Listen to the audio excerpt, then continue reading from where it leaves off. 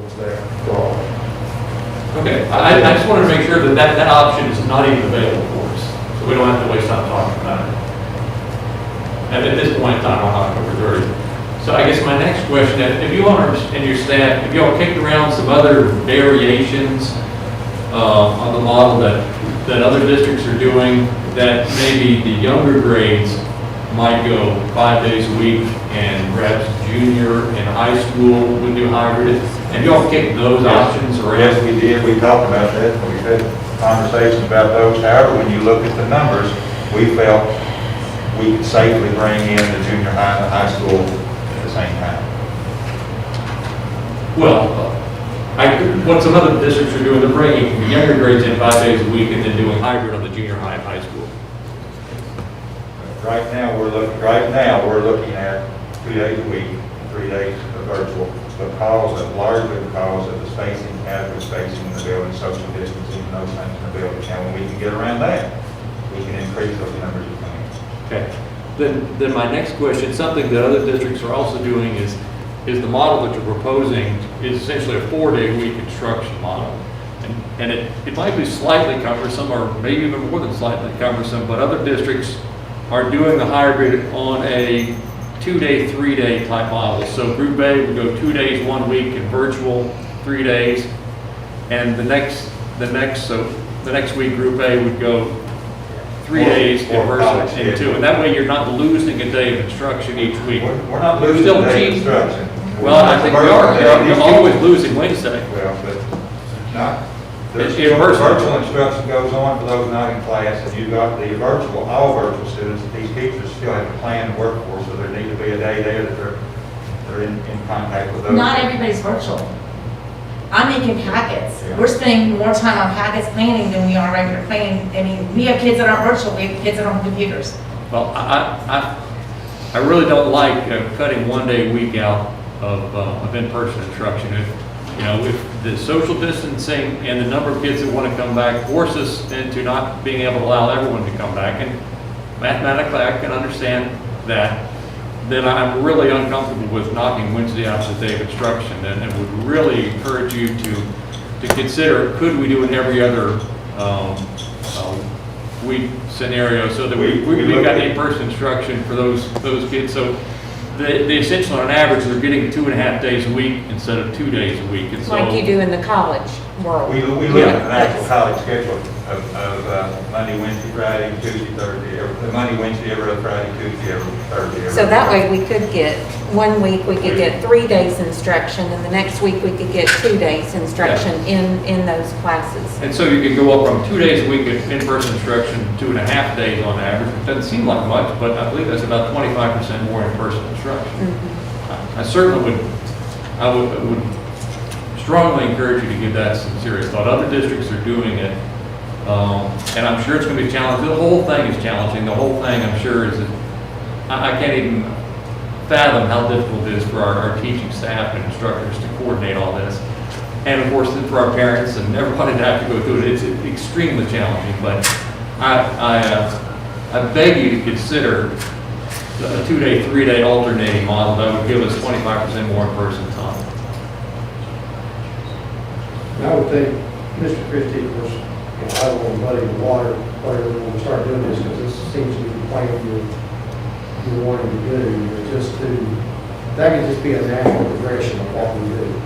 And I would hope that no matter what plan we've got, that we've got serious discussions going on within this district about this is working now, what can we do? This is working now, what can we do? And I don't want to try to keep putting, like Mr. Heisel said, the workload on teachers with the constant change or whatever, but our goal is to be in school. I mean, that's what everybody's goal is, to get back in school. And the more instruction time we can get in person, and I think we saw some things here tonight, we got 35 kids pulled off the football field right there because they're ineligible going through this. And there's a lot to blame in there, that, one way or the other right there with COVID and everything else, and it's just a new thing for everybody. I think everybody just has to jump in there. But again, whatever plan we go with, let's get it out there, and let's get it out there quick, and let's do it often, and let's get people knowing what's going on. And the more we can get them in the building, I think the better. But the other time, I know too, you're gonna have to think about, you know, what effect this has on staff and whatever else, and how they adjust from this to this. As we go through and readjust our calculations of the room size, and once we can safely distance in those rooms, there is some room in a lot of those rooms to where students that may be on Monday and Tuesday, a B group student could actually attend those days too. So there is some potential for students to get up to 4 days. There is some potential to do that right off the bat, as we know that going in. Some of our SPED students, with special needs, are getting more than 2 days a week. So potentially the Wednesday could be Or work. And again, I don't want to muddy the waters. I know we got to put a plan out there, and we got to stick with something. I don't and understand. without confusing things, yeah, on that Monday and Tuesday, there's some extra seats in some rooms that maybe a B student could come in on Monday and Tuesday also, come back on Thursday, Friday. So there's some potential to increase the numbers, and as our goal is looking at what can we do to continually increase that till we get to a point where everybody's back. Can I just make a couple other comments? I don't want to jump on any of those. Just some. Did you guys get the email on the band? Is there a reason why the band can't perform at halftime?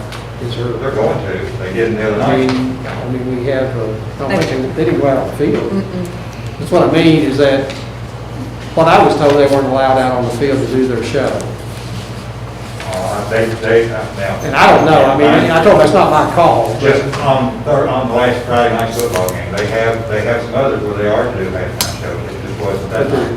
but It was did y'all get senior night. did y'all get the Yeah. same Oh, yeah. email that said, I didn't know if there was a reason why we couldn't put them on there or whatever, and I know there's been a lot of things taken away from them as well, so wanted to do that. They're doing senior night another night, right? They're Is doing that what band you shows, told do me? their senior night on that night when just the band is recognized, they're going to perform that I night. just know that I had We've to got, yeah. ask about that. So There was wasn't there a recommendation in that document from KHSA? Yeah. Yeah, On but band? I think part of it had to do with the bands in the stands, and I think the question, at least in my mind on it, was the band on the field during their show. That, even if we're still at 20%, maybe the whole band can't be up in the stands, but they could be on the field doing their show. And I believe what you just told us is, this last Friday didn't work out because there were too many other things going on, but you fully expect that the band is going to be able to do a show Yes. at halftime or before a football game, so all the work that they've done, they'll be able to Yes. show off. And just as a housekeeping, our handbooks, it looked like Phoenix Academy was updated, but none of the rest of the handbooks were updated. They still got the 1920 letters and everything else in there. So, I mean, those things probably need to be, we've been in school for a month, so we need to kind of get those. We got people that are coming in and looking at things like that. So those need to be updated. Yeah. I have just one other question.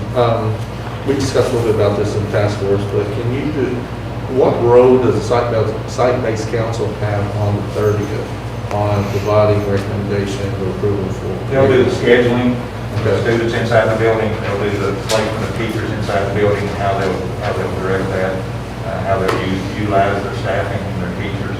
They need to do that, we have time, they have time to do Yes. that between now and when? We met Friday with the principals and went over this plan, where we're headed with it. It's going to be tough. I mean, to pull it, we're in places that we've never been before, so it's difficult for everybody. And we'll do the best we can at every building.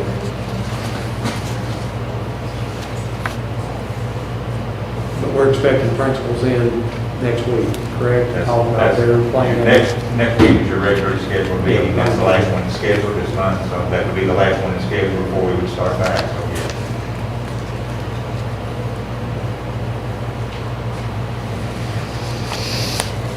Any more questions, comments? Anything else? All right. not, we need a motion. Move to adjourn. All right. Motion by Mr. Peridot, I'll second. second by Mr. Talby. All those in favor say aye. Aye. Opposed? Motion carries 5-0.